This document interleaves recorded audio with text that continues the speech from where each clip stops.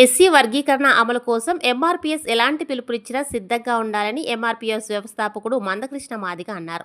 లక్ష డప్పులు వేల గొంతులతో ఫిబ్రవరి 7న జరగబోయే కార్యక్రమానికి మద్దతుగా నాచారంలో సబ్బండ కులాల సహకార సభను నిర్వహించారు. ఈ కార్యక్రమానికి ముఖ్య అతిథిగా మందకృష్ణ మాదిగ హాజరవనున్నారు. ఈ సందర్భంగా ఆయన మాట్లాడుతూ 3 దశాబ్దాలుగా ఎంఆర్పీఎస్ చేసిన ధర్మయుద్ధం అంతిమ దశకు చేరుకుందని అన్నారు. ఏళ్ల తరబడి సామాజిక, ఆర్థిక, విద్య, ఉద్యోగం, ఉపాధి రంగాల్లో వెనుకబడ్డ మాదిగలకు యావత్ ప్రపంచం అండగా నిలిచిందన్నారు.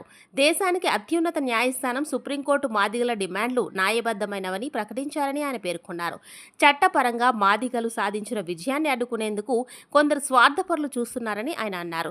వర్గీకరణపై వేసిన కమిషన్లన్నీ మాదిగలకే మద్దతు వచ్చాయని ఆయన పేర్కొన్నారు. ముఖ్యమంత్రి రేవంత్ రెడ్డి నిండు సభలో వర్గీకరణ అమలు చేస్తానని హామీ ఇచ్చారన్నారు.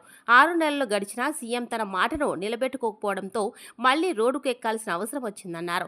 2004లో వర్గీకరణకు వ్యతిరేకంగా తీర్పు వస్తే 24 అప్పటి ప్రభుత్వం తీర్పును అమలు చేసిందన్నారు. ఇప్పుడు వర్గీకరణకు అనుకూలంగా తీర్పు వస్తే 6 నెలలు అయినా ఎందుకు అమలు చేయడం లేదని ప్రశ్నించారు.